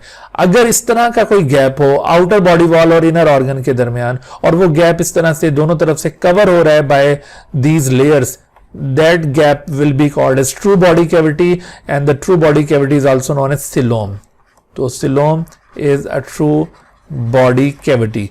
तो जिन एनिमल्स के पास ये ट्रू बॉडी कैविटी मौजूद है, उन एनिमल्स को आप सिलोमेट कहेंगे, वो एनिमल सिलोमेट कहलाते हैं। और इनकी एग्जांपल आपके सामने Mollusca phylum, arthropoda phylum, annelids, और फिर ये काइनोडर्म्स और कॉर्डेट्स, ये सारे के सारे दरअसल सिलोमेट ग्रुप से बिलोंग करते हैं। लेकिन दूसरी तरफ जो सीडोसिलोमेट होंगे उनके पास एक फाल्स बॉडी कैविटी, ये नोन है सीडोसिलोम। इसको सीडोसिलोम कहते हैं। यहां पर सिलोम था, यहां पर सीडोसिलोम। अब फर्क क्या है इन दोनों में? फर्क आपके सामने वाजे। यहां पर भी आउटर बॉडी वॉल और इनर ऑर्गन के दरमियान ये जो एंडोडर्म है, जाहिर है ये डाइजेस्टिव ट्रैक्ट को बनाएगी, तो ये इनर ऑर्गन्स हैं, तो इसके दरमियान आपको गैप नजर आ रहा है, that is called body cavity. But इस गैप में आपको आउटर बॉडी वॉल के अंडर साइड पर तो मेसोडर्म नजर आ रही है, जिसको हमने सोमैटिक या पेराइटल लेयर कहा था, लेकिन आपको ये इनर ऑर्गन्स के गिर्द इस तरह की लाइनिंग नजर नहीं आ रही। तो यानी इसमें कौन सी लेयर एब्सेंट है? विसरल और स्प्लैंक्निक लेयर यहाँ पे एब्सेंट है। तो इस वजह से अब ये जो गैप है ये ट्रू बॉडी कैविटी नहीं कहलाएगा, ये गैप फास्ट बॉडी कैविटी कहलाता है या सीडोसिलोम कहलाता है। और जिन एनिमल्स के पास इस तरह की आपको बॉडी प्लान नजर आएगा वो सीडोसिलोमेट ग्रुप से बिलोंग करते होंगे। और इस ग्रुप में सिर्फ एक ही फाइलम इंक्लूडेड है, और वो है फाइलम एस्केलमिन्थिस, भी इसे कहते हैं एस्केलमिन्थिस, फाइलम एस्केलमिन्थिस, या फिर इनको एस्केलमिन्थिस को नीमाटोडा भी कहा जाता है, फाइलम नीमाटोडा। तो ये ओनली फाइलम है जो इस ग्रुप से बिलोंग करता है। ठीक है भाई। दूसरी तरफ आप ये देख रहे हैं यहां पर जो आपको प्लान दिखाया ना, ये अगरचे यहां पर भी हमने डायग्राम तो ये इस तरह से सर्कुलर बना दी, लेकिन याद रखो कि ये जो एसिलोमेट होते हैं फ्लैट फॉर्म्स, इनकी बॉडी इस तरह से कंप्रेस्ड होती है, डोर्सो वेंट्रली कंप्रेस्ड बॉडी होती है, and therefore there is no gap between outer body wall and inner organ. जो यहां पर थोड़ी बहुत जगह होती है, it is filled by the mesodermal cell, यहां पे कोई गैप नहीं रहेगा। So since there is no gap between outer body wall and inner organ, therefore there is no body cavity. और बॉडी कैविटी ना होने की वजह से इनको क्या कहा जा रहा है? एसिलोमेट। ठीक है जी। और एसिलोमेट में एक ही फाइलम है फ्लैटवर्म्स यानी प्लेटीहेल्मिन्थिस, ये फाइलम का नाम है प्लेटीहेल्मिन्थिस। तो ये प्लेटीहेल्मिन्थिस ये ओनली फाइलम है which is included in acoelomate.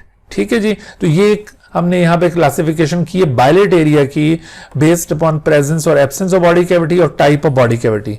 तो हम दोबारा अपना वो फ्लो चार्ट कंप्लीट करते हैं, वहां पर इनको ऐड करते हैं। देखिए बायलेट एरिया को हम फर्दर क्लासिफाई कर रहे हैं। बायलेट एरिया में एक ग्रुप हम बना रहे हैं एसिलोमेट। ठीक है, इसको सबसे नीचे दिखाएंगे हम, एसिलोमेट, एसिलोमेट। दूसरे ग्रुप को इससे थोड़ा सा ऊंचा शो करेंगे, this group is called pseudocoelomate, pseudocoelomate. और तीसरे ग्रुप को इससे और ऊंचा शो किया जाएगा, और ये ग्रुप है सिलोमेट्स का, सिलोमेट्स। ठीक है। तो अब इनकी अगर हम एग्जांपल्स यहां पे पुट करें तो एग्जांपल्स इनकी क्या होंगी? एसिलोमेट में सिर्फ एक ही फाइलम इंक्लूडेड है, उस फाइलम का नाम मैंने आपको अभी बताया था प्लेटीहेल्मिन्थिस। प्लेटीहेल्मिन्थिस, या फिर इनको कॉमनली फ्लैट वर्म्स कहा जाता है, commonly known as flat worms. अब देखो ये जो फ्लैट वर्म्स या प्लेटीहेल्मिन्थिस है, आपसे सवाल पूछा जाता है कि write down the general characters of Platyhelminthes. अब आपने ये फाइलम नहीं पढ़ा हुआ तो आप ये सोच में पड़ जाएंगे कि अब क्या करें। तो भाई देखो, अभी हमने ये जो सारा लेक्चर लिया है, इसमें आपको जितने भी फीचर्स यूमेटाजोआ के बताए थे वो सारे इसके अंदर भी लिखे जा सकते हैं। मैंने अभी निडेरिया की एग्जांपल देकर आपको ये बताया था ना, तो इसी तरह से आप यूमेटाजोआ वाले कैरेक्टर्स यहाँ पे पॉइंट करें, और उसके बाद फिर आपने वो जो ट्रिप्लोब्लास्टिक वाले फीचर्स थे, क्योंकि यूमेटाजोआ में ये बायलेटेरिया से बिलोंग करता है तो ये ट्रिप्लोब्लास्टिक है, तो ट्रिप्लोब्लास्टिक वाले फीचर्स यहाँ पे पॉइंट आउट कीजिए, ठीक है। और ट्रिप्लोब्लास्टिक के साथ साथ इसकी जो नंबर ऑफ जर्म लेयर्स हैं वो बताएं, और उनकी फेट आगे बताएं, और साथ ही बॉडी कैविटी का भी एक फीचर आप बता दें कि इनमें ट्रू बॉडी कैविटी नहीं होती। इस तरह से करके आप इसके 8-10 कैरेक्टर इजीली लिख सकते हैं, ठीक है भाई। तो आपने ये जो आगे फाइला दिए हैं ना, इनके ऊपर बहुत ज्यादा यूं फिक्रमंद होने की जरूरत नहीं है। देखो, मैं ये नहीं कह रहा कि आपने आगे फाइला बिल्कुल पढ़ने नहीं है, वो फाइला जरूर पढ़ने हैं, उसके जनरल कैरेक्टर्स जहां तक आप याद कर सकते हैं आप उनको याद कीजिए। लेकिन मैं आपको एक टिप दे रहा हूं कि अगर आपको वो याद ना आ रहा हो तो आपने ये जो शुरू में डिस्कशन अच्छी तरह से गौर से देखा होगा, तो इससे आप ये तमाम फाइला के जनरल कैरेक्टर्स पॉइंट आउट कर सकते हो। बिल्कुल इसी तरह से सीरोसिलोमेट में भी एक ही फाइलम इंक्लूडेड है, और वो फाइलम है एस्केल्मिन्थिस, या फिर इसको नीमाटोडा कहा जाता है। तो इस एस्केल्मिन्थिस या नीमाटोडा फाइलम के बारे में भी इसी तरह जनरल कैरेक्टर्स लिखे जा सकते हैं। और इसी तरह से आप सिलोमेट के दरमियान, सिलोमेट में बाकी सारे फाइला आ जाएंगे, तो उसको हम फर्दर आगे अभी क्लासिफाई करते हैं। देखो, यहां पर आपसे ना 2 ग्रुप ऑफ एनिमल्स के दरमियान डिफरेंस भी पूछा जा सकता है। जैसे आपसे कहा जाए मिसाल के तौर पर, differentiate between coelenterates and Porifera, या write down any 3 features, any 3 differences between Coelenterata and Porifera. तो क्या आप ये 3 फीचर्स डिफरेंशिएट नहीं कर सकते इसके? या प्लेटीहेल्मिन्थिस और एस्केल्मिन्थिस में डिफरेंस पूछा जाए तो इनके दरमियान डिफरेंस नहीं किया जा सकता? बिल्कुल किया जा सकता है। ये जो पॉइंट अभी हम डिस्कस कर रहे हैं, इनके ऊपर बहुत फोकस करने की जरूरत है। तो आप ये इजिली इनके दरमियान डिफरेंस के क्वेश्चन, जनरल कैरेक्टर्स के क्वेश्चन आप बना सकते हैं। अच्छा, फिर उसके बाद अब आगे जो फर्दर क्लासिफिकेशन है वो सिलोमेट्स की होगी, और यहां पर हम एक और क्राइटेरियन यूज करेंगे। तो हम दोबारा इस क्राइटेरियन को यहां पे अलग से पॉइंट आउट करते हैं, और ये क्राइटेरियन क्या होगा? ये ओवरऑल नंबर 6 क्राइटेरियन है। तो number 6 criterion that is based upon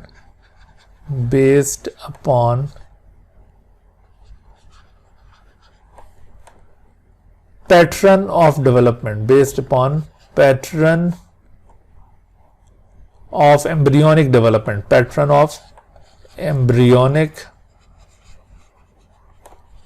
development, embryonic development के पैटर्न की बेसिस के ऊपर सिलोमेट्स को हम फर्दर क्लासिफाई करेंगे। यहां पर फर्दर क्लासिफिकेशन किसकी हो रही है? ये याद रखिए कि सिलोमेट्स की हो रही है।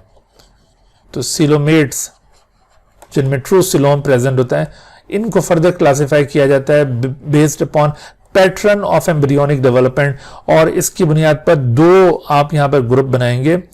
इन ग्रुप्स को नाम दिया जाता है सीरीज, ठीक है, इनको सीरीज का नाम दिया जाता है। और ये 2 ग्रुप्स कौन से हैं? नंबर 1 ग्रुप इनमें कहलाएगा प्रोटेरोस्टोमिया,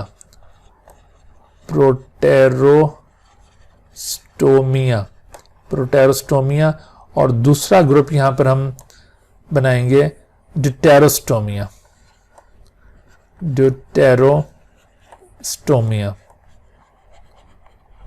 तो ये 2 ग्रुप्स यहां पे हम इनके सिलोमेट्स के बना सकते हैं based upon pattern of embryonic development. Embryonic development के दौरान इन ग्रुप्स में आपने जो चीजें डिफरेंशिएट करनी है वो क्या क्या है? मिसाल के तौर पर उसमें एक तो इनका हम क्लीवेज पैटर्न डिफरेंशिएट करेंगे, क्लीवेज पैटर्न, दोनों की क्लीवेज में थोड़ा सा फर्क है। नंबर 2 हम यहां पर इनका फेट ऑफ ब्लास्टोपोर डिफरेंशिएट करेंगे, फेट ऑफ ब्लास्टोपोर डिफरेंशिएट करेंगे। अभी आपको समझाते हैं ये क्या है सारा कुछ। अच्छा, नंबर 3 हमने यहाँ पे जो डिफरेंशिएट करना है इन दोनों के दरमियान वो है ओरिजिन ऑफ मीजोडर्म। मीजोडर्म कहां से ओरिजिनेट होती है यहाँ पे। और चौथा यहां पर ओरिजिन ऑफ सिलोम का डिफरेंस बनाएंगे, सिलोम कहां से ओरिजिनेट होता है इनके पास। तो इन करेक्टर्स की बुनियाद पर इन दोनों के दरमियान डिफरेंशिएट भी किया जा सकता है, और जब आप इनके फीचर्स लिखें तो उसमें भी ये वाले फीचर्स पॉइंट आउट किए जा सकते हैं। तो इसके लिए हम यहाँ पर एक डिफरेंस की डायग्राम यहाँ पर पॉइंट आउट करते हैं और उसमें फिर आपको ये क्लीवेज और बाकी पॉइंट्स एक्सप्लेन करते हैं। ये देखिए, अब प्रोटेरोस्टोमिया और डिटोरोस्टोमिया के दरमियान आपको ये जो पॉइंट्स दिखाए जा रहे हैं उसमें सबसे पहला पॉइंट है क्लीवेज। तो क्लीवेज का पैटर्न इन दोनों ग्रुप ऑफ एनिमल्स में, ये दोनों सिलोमेट्स के ग्रुप्स हैं, इनमें किस तरह से डिफरेंशिएट किया जा सकता है। देखिए यहाँ पर जो आपको क्लीवेज नजर आ रही है उसको इन्होंने टाइटल दिया है कि स्पाइरल एंड डिटर्मिनेट क्लीवेज है, स्पाइरल और डिटर्मिनेट। और जबकि डिटोरोस्टोम्स के अंदर आपको रेडियल और इनडिटर्मिनेट्स क्लीवेज नजर आ रही है। इसका मतलब क्या है, देखो ये जो स्पाइरल क्लीवेज होती है ना, स्पाइरल क्लीवेज आप इसको यूं डिफाइन कर सकते हैं, spiral cleavage is not symmetrical between the polar axis. A cleavage which is not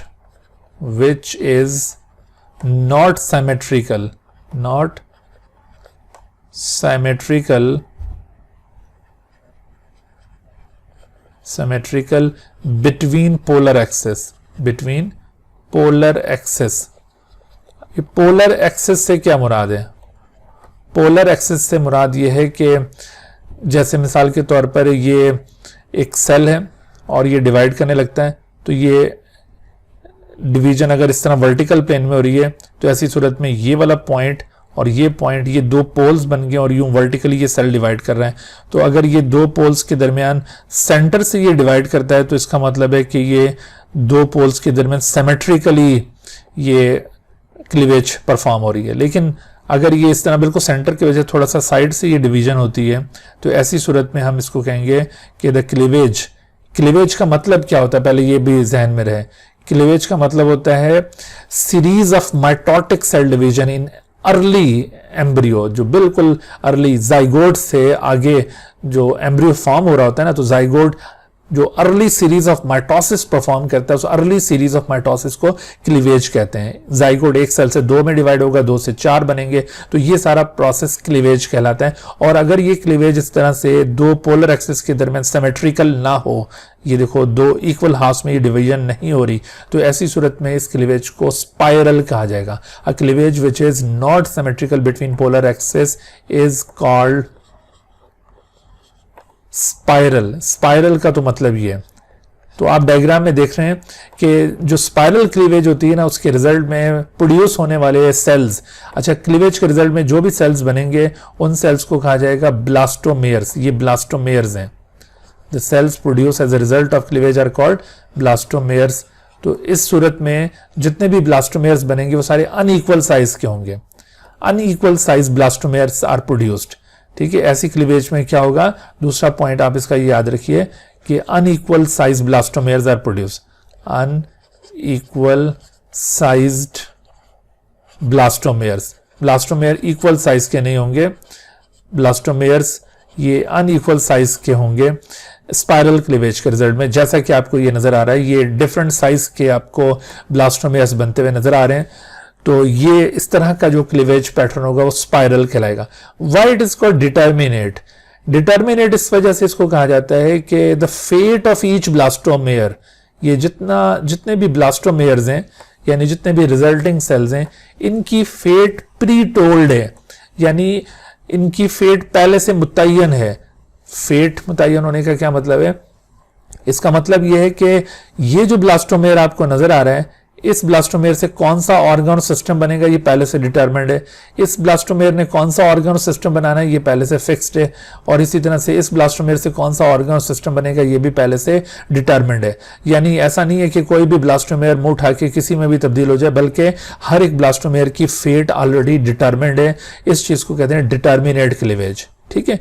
तो इन एनिमल्स की, प्रोटेरोस्टोम्स की क्लीवेज स्पाइरल नेचर की है और डिटर्मिनेट क्लीवेज है, और दूसरी तरफ जो डिटेरोस्टोम एनिमल्स हैं उनकी क्लीवेज रेडियल है और इनडिटर्मिनेट है। अब देखो इसमें आपने क्या बताना है, रेडियल क्लीवेज क्या होगी, इसी डेफिनेशन को अपोज कर दें, यानी a cleavage which is symmetrical between the polar axis.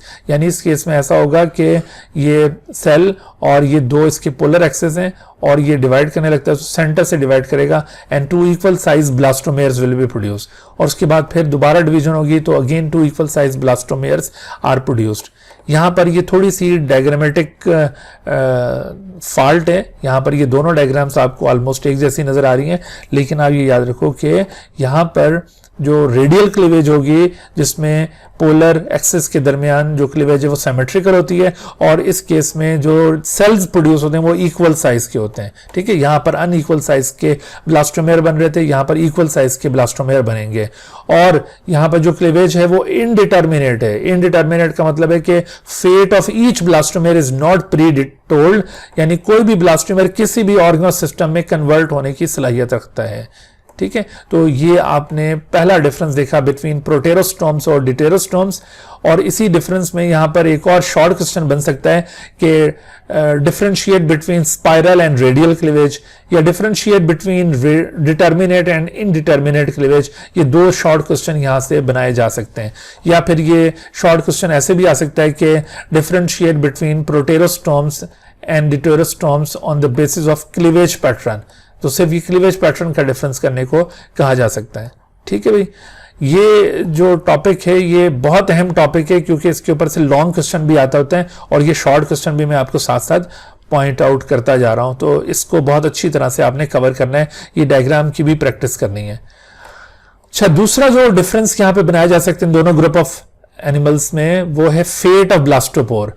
Blastopore क्या चीज है पहले तो ये समझ में आए। देखो अभी हम बात कर रहे थे ना कि जो जाइगोट है, जाइगोट एक यूनिसेलुलर स्ट्रक्चर, और ये जाइगोट यूनिसेलुलर स्ट्रक्चर ये डिवाइड और रीडिवाइड होगा, तो 1 से ये 2 में, 2 से 4 में, और 4 से 8 में, और इस तरह से करते करते ultimately it becomes a solid mass of cell, ऐसे करके एक सॉलिड मैस ऑफ सेल में ये कन्वर्ट हो जाएगा।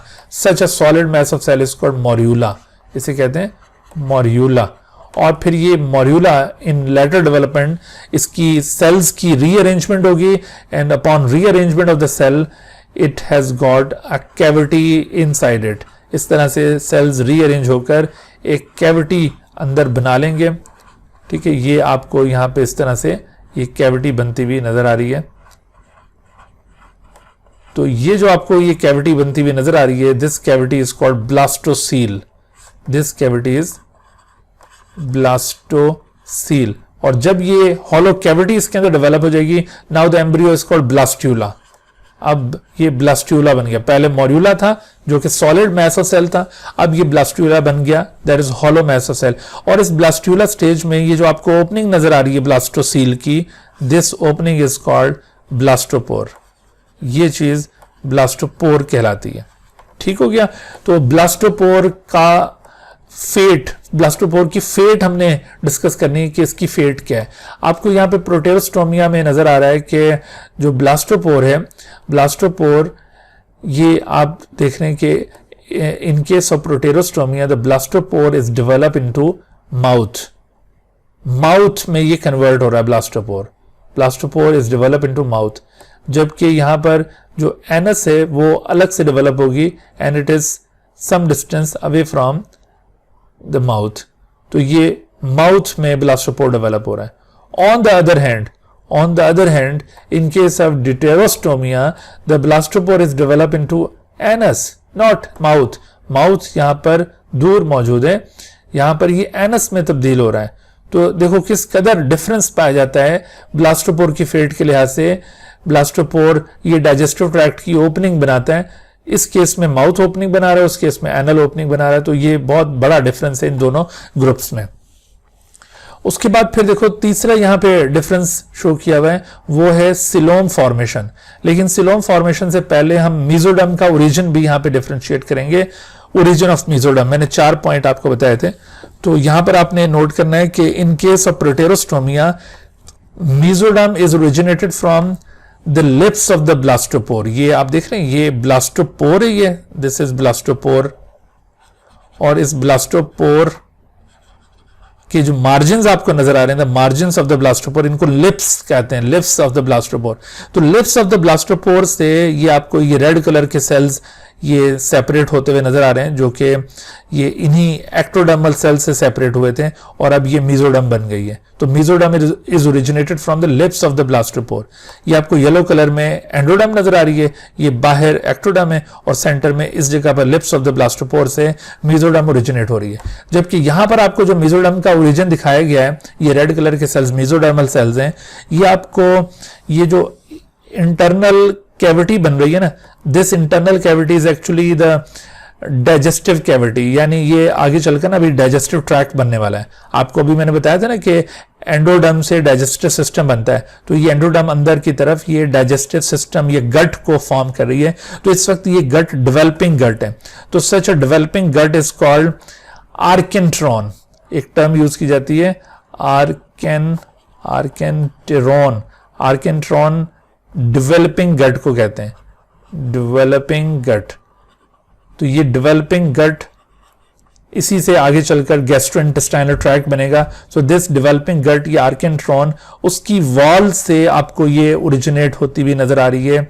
ये आपको उसकी वॉल दिखाई है और इसकी वॉल में से मीजोडर्मल लाइनिंग ओरिजिनेट हो रही है। तो आपने मीजोडर्म के ओरिजिन का डिफरेंस याद रखना है कि in case of protostomia, mesoderm is originated from the lips of the blastopore, but in case of deuterostomia, mesoderm is originated from the wall of archenteron।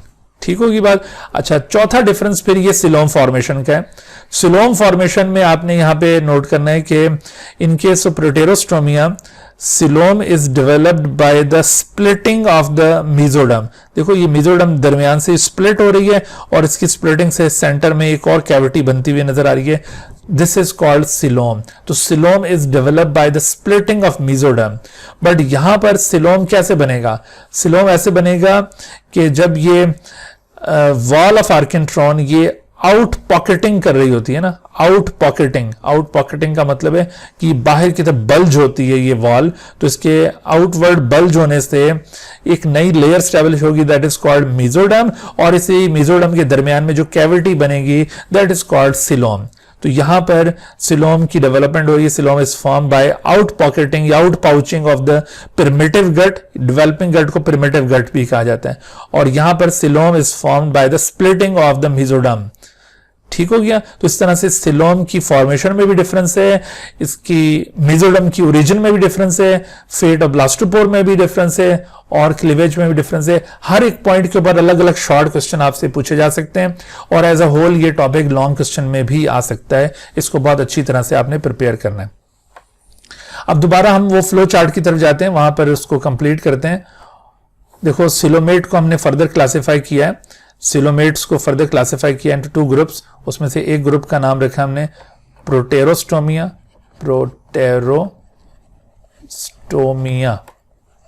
या प्रोटेरोस्टोम्स भी कह सकते हैं आप, और दूसरा ग्रुप हमने यहां पे बनाया ड्यूटेरोस्टोमिया।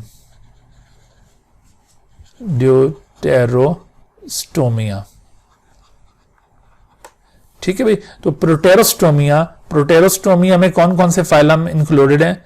तो इसमें आपने याद रखना है प्रोटेरोस्टोमिया कंसिस्ट ऑफ फाइलम एनीलिडा,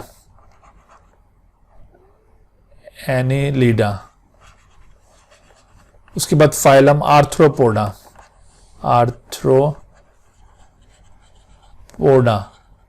उसके बाद फाइलम मोलस्का। तो ये एनीलिडा, आर्थ्रोपोडा, मोलस्का, ये तीनों प्रोटेरोस्टोमिया में इंक्लूडेड हैं। और बाकी जो रह गए वो सारे डिटेरोस्टोमिया में। बाकी क्या रह गया? बाकी रह गया यहां पर आपने बताना है इकाइनोडर्म्स,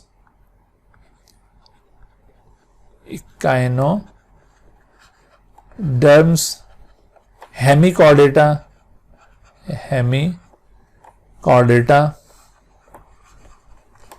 और इसके अलावा कॉर्डेटा फाइलम। ठीक है। तो कॉर्डेटा तक ही अब ये Deuterostomia.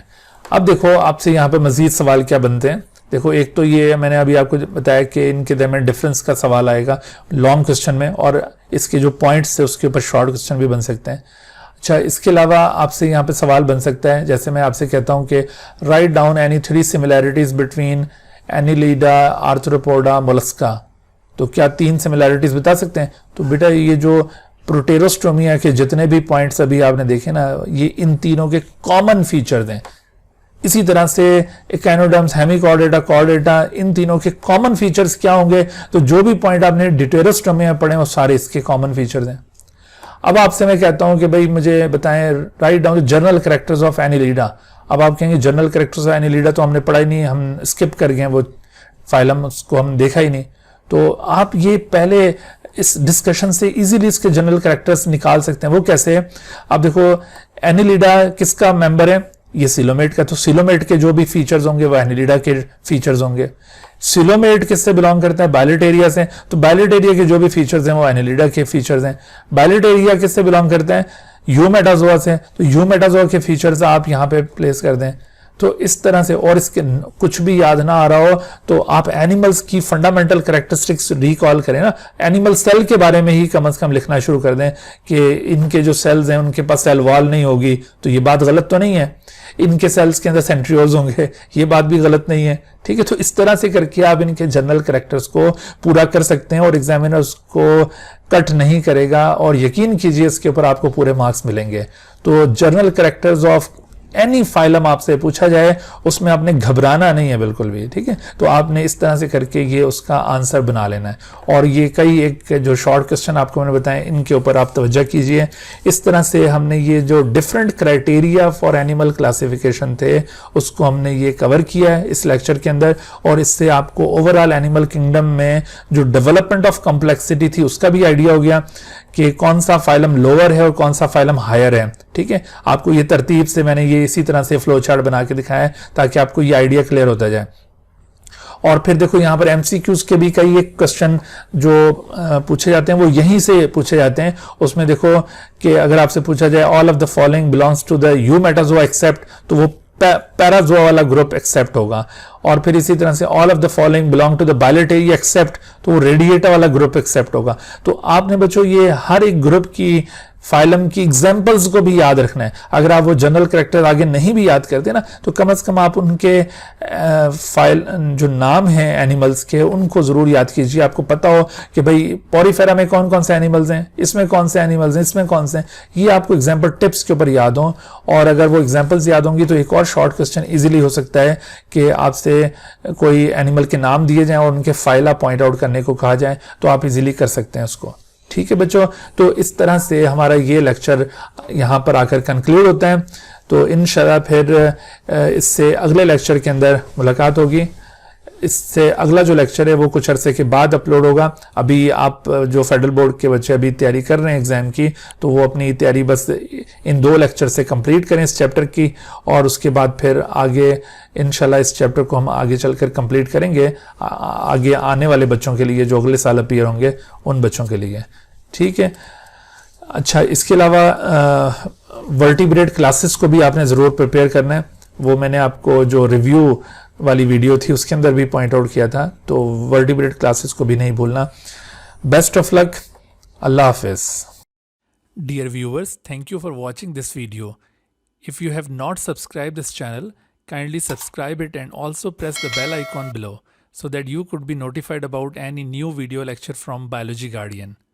And also do not hesitate to ask any question regarding this lecture. My contacts are shown on the screen. Thank you once again.